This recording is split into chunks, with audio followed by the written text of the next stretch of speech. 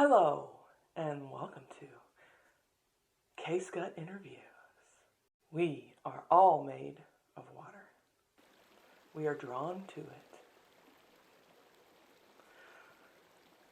The flow of water calms our minds, gives us life, and shows us how to move along.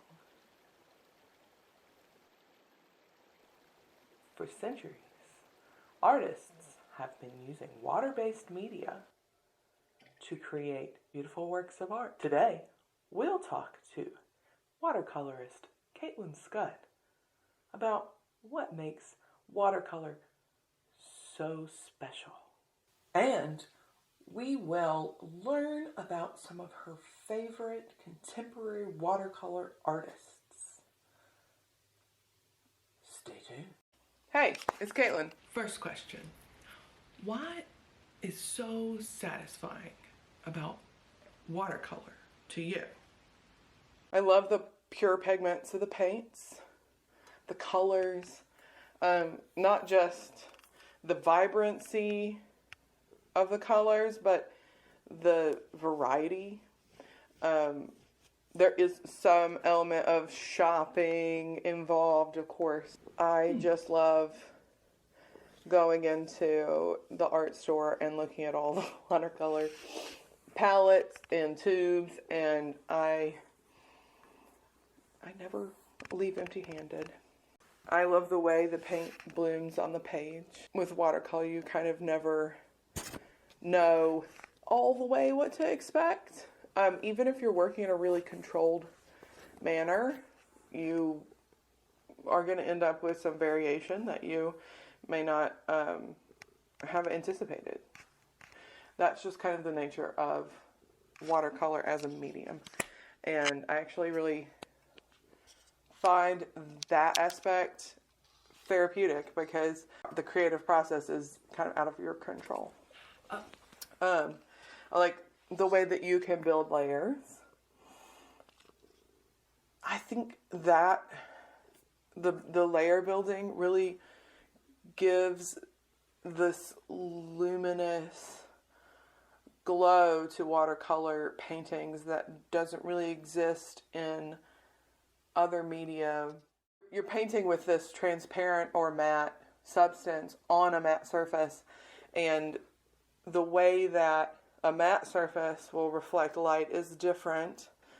It's more diffused than the way a glossy surface reflects light. So like oil and acrylic will reflect light themselves because the paints are, bound with things that dry shiny. The textures you can create. I do love that. I'm not talking about like watercolor effects. I don't really put like blooms or like salts, textures, anything like that. That's not really what I'm talking about. It does have to do, I think, with the layers. Painting hair, for instance. I like to create the texture of hair beginning in one of the earlier layers so that it looks textured through all the layers, because you are painting, again, with something transparent, so you can really introduce some depth and some real subtlety as far as the textures go. And that leads me to my favoriteest thing about watercolor. It's just the subtlety. I really enjoy it, the sensation of kind of placing a very small amount of pigment in just the right place, and then, that makes the face make sense, or that makes whatever it is that I'm painting make sense all of a sudden. That's the exciting stuff. Why do you love it so much? Watercolor helped me learn to be soft and gentle and patient in the creative process. I have always kind of been a creator that wants to see results right away. I want that instant gratification. I want to be able to see my progress, you know? And watercolor makes you slow down.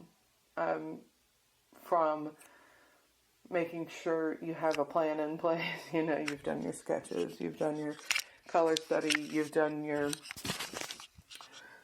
background work, your prep work, basically, to waiting between layers for the paint to dry. Like, literally, there is wait time built into the process.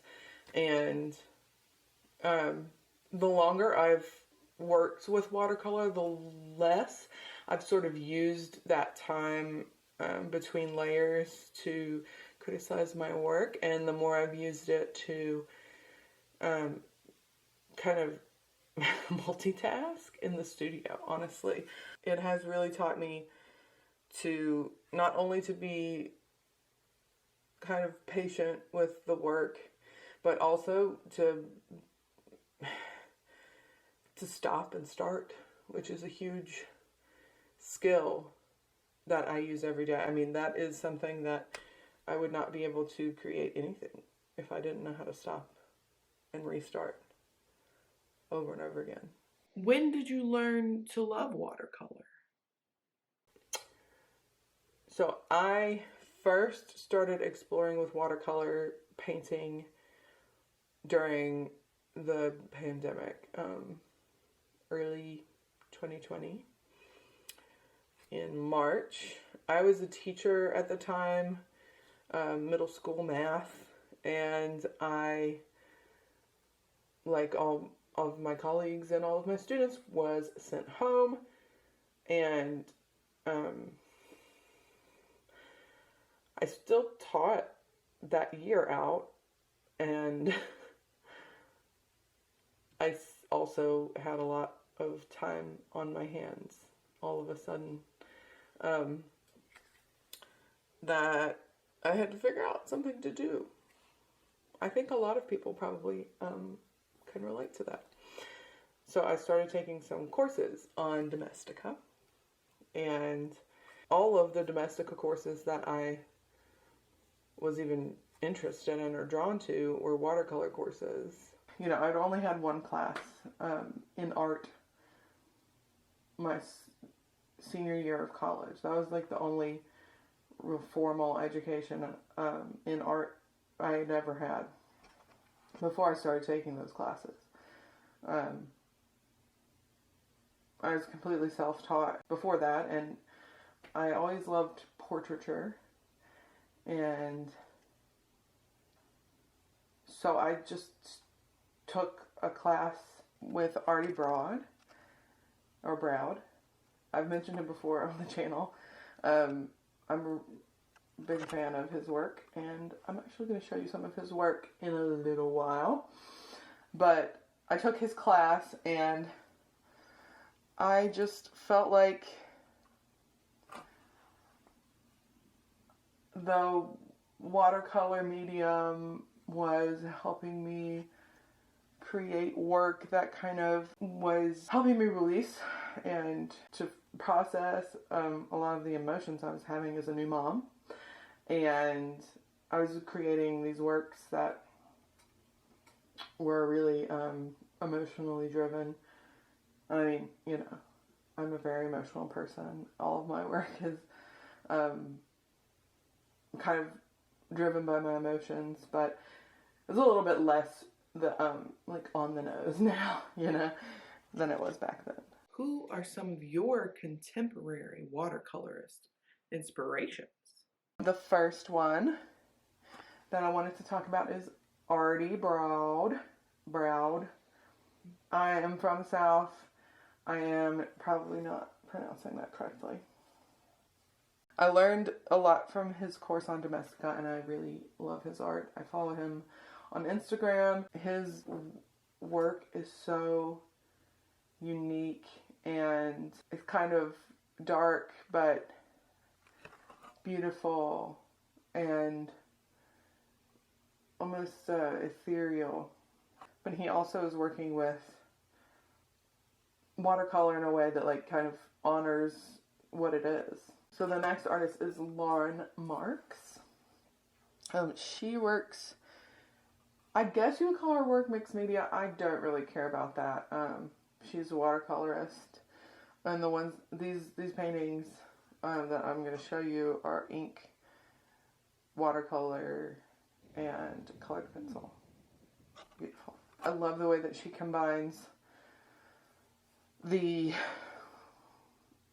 beauty of these, like in this one specifically, like the flowers growing out of the decay is so, I mean, it speaks to like regeneration and finding beauty in death, which is something that I think as a society we just like kind of shy away from. So I love to see her work.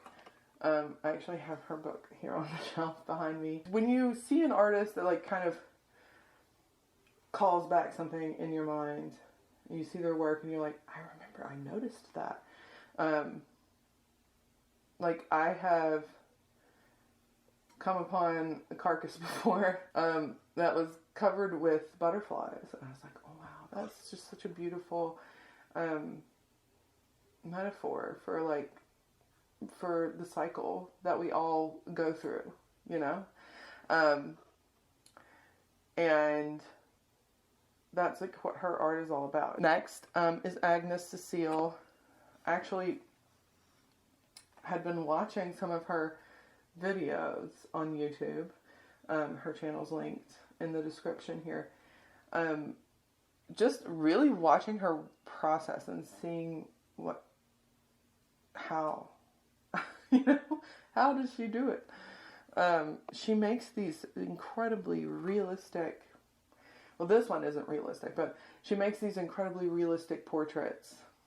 And she includes all these elements from nature, which are right up my alley, obviously. But she does it in a way that's so free, and I really admire that.